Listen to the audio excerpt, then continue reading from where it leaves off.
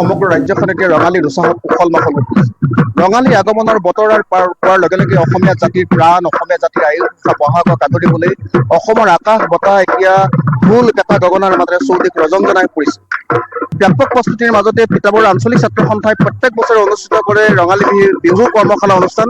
শিশুৰ পৰা ডেকা গাভৰুৱে তিতাবৰৰ এই বিহু কৰ্মশালাত অংশগ্ৰহণ কৰি ছাত্ৰ সন্থাৰ প্ৰতিগৰাকী সদস্যক তেওঁলোকে উৎসাহ উদ্দীপনা কৰিছে। আৰু ছাত্ৰ সন্থাৰ যি উৎসাহ, ছাত্ৰ সন্থাৰ যি উদ্যোগ, ইয়াত অভিভাৱকসকলে সকলো ধৰণে সহায় সহযোগিতা কৰি প্ৰতি বছৰে ছাত্ৰ সন্থাৰ এই ৰঙালী বিহু কৰ্মশালাখন তেওঁলোকে উদযাপন কৰি আহিছে।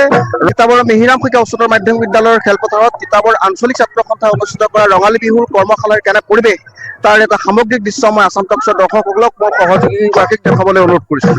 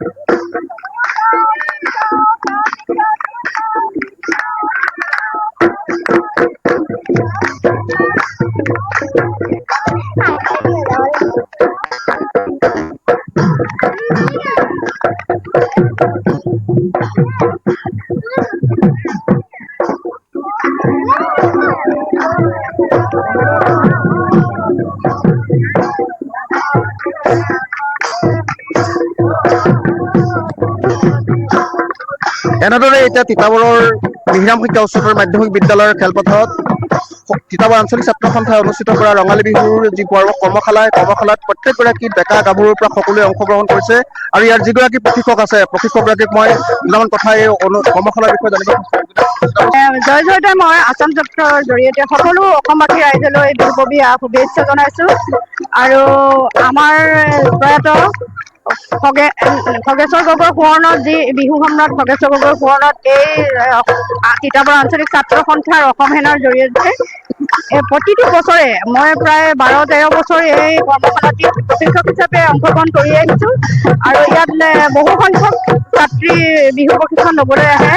আমি জানো ইতিমধ্যে বিহু এক বিষয় হিচাপে পাঠ্যক্ৰম হিচাপে অন্তৰ্ভুক্ত হয়। আৰু সেই পাঠ্যক্ৰম যোগেদি আমি যেনেকৈ তেওঁলোকক প্ৰশিক্ষণ প্ৰদান কৰিব পাৰোঁ তেনেকৈ প্ৰশিক্ষণ দি আহিছোঁ। আমি আশা কৰিছোঁ উঠি অহা প্ৰজন্মই বিহু হিচাপে যাতে ধৰি ৰাখিব পাৰে, সেই কামনা কৰি এওঁলোকক আমি পাঠ্যক্ৰমৰ ভিতৰৰ যিখিনি কথা সেই হিচাপে আমি তেওঁলোকক প্ৰশিক্ষণ প্ৰদান কৰি আহিছোঁ। আমি আশা কৰিছোঁ আমাৰ তিতাবৰৰ পৰা হয়তো বহু সংখ্যক নাচনী ইতিমধ্যে বহু অনুষ্ঠানত অংশগ্ৰহণ কৰিছে আৰু ভৱিষ্যতলৈ তেওঁলোক বহুত নাচনী আমাৰ তিতাবৰৰ পৰা ওলাই যাব। শেষত সকলোলৈকে শুভেচ্ছা জনাইছোঁ আৰু জয় জমিনদাৰ।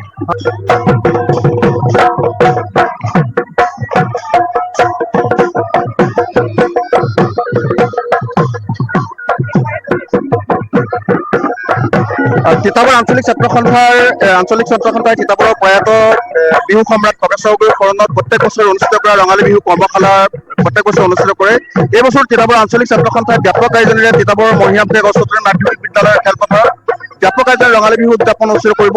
আৰু এইবাৰ ৰঙালী বিহু উদযাপনৰ সভাপতি তিতাবৰ নন্দনাথ শইকীয়া মহাবিদ্যালয়ৰ অৱসৰপ্ৰাপ্ত উপাধ্যক্ষ বিশ্বকৰ্মা মজুমদাৰ ছাৰ আছে। আপোনাক মই সুধিম যে তিতাবৰ আঞ্চলিক ছাত্ৰ সন্থাৰ ব্যাপক প্ৰস্তুতি চলিছে, আপুনি এইবাৰ সভাপতি, আপুনি বিহুখন কেনেদৰে উদযাপন কৰিম বুলি ভাবিছে? বিহু এক জাতীয় উৎসৱ, গতিকে এই জাতীয় উৎসৱটি আমি পালন কৰিবলৈ সকলোৱে আগবাঢ়ি আহিবই লাগিব।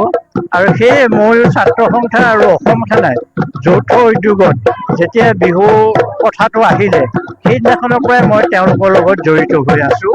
আৰু এইটোকে ভাবিছো যে আমি যিটো জাতীয় উৎসৱ সেই জাতীয় উৎসৱটো কেনেকে বা পৰম্পৰাটো কেনেকে আমি আজিৰ পৰা ভৱিষ্যতলৈকে লৈ যাব পাৰো আৰু তাৰে এক পদক্ষেপ হৈছে আমি কণ মইনা মাইনীহঁতক আমি বিহু নৃত্য শিকাইছো আৰু তেওঁলোকে এটা সময়ত গৈ পেলাই ভাল বিহুৱতী হ'বগৈ পাৰিব কাৰণ আজি কেইবাবছৰৰ আগতে যিসকল কণ মইনা মাইনীয়ে নৃত্য প্ৰশিক্ষণ লৈছিলে তেওঁলোকে এতিয়া সুন্দৰ বিহুৱতী তেওঁলোকে য'তে ত'তে বিহু খিতাপ দখল কৰিবলৈ সক্ষম হৈছে সেই একে পদক্ষেপেৰে আমি কণসকলক এতিয়া আমি সেই আৰ্হিটো দেখুৱাইছো আৰু তেওঁলোকে এটা সময়ত গৈ তাত এটা সুন্দৰ ভৱিষ্যতে সুন্দৰ নৃত্য প্ৰদৰ্শন কৰিবগৈ পাৰিব আৰু ইয়াৰ দ্বাৰা আমাৰ যিটো জাতীয় উৎসৱ বিহু আৰু আমাৰ যিটো চেও আৰু সেই চেওটো আমি দেখুৱাবলৈ সক্ষম হৈছো আৰু আমি ভাবো যে এই ধৰণে আমি বিহুটো আগবঢ়াই লৈ যাম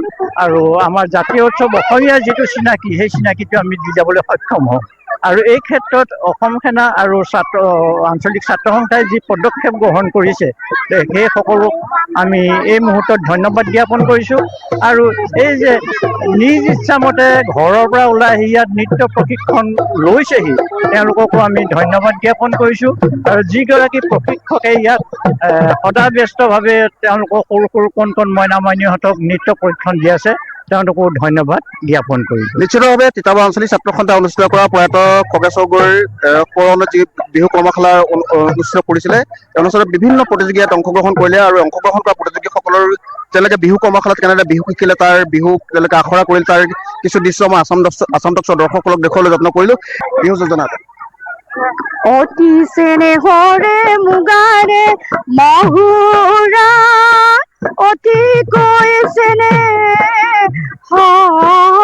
মাকো তাতোতকৈ চেনেহৰ বহাগৰ বিহু যি নাপাতি কেনেকৈ থাকো। এনেদৰে এতিয়া সমগ্ৰ তিতাবৰ বিহুৰ উৎসাহত উখল মাখল হৈ পৰিছে। আসাম টক্সৰ দৰ্শকসকলক মই তিতাবৰ আঞ্চলিক ছাত্ৰ সন্থাৰ এই বিহু কৰ্মশালাত প্ৰায় কিছু দৃশ্যাংশ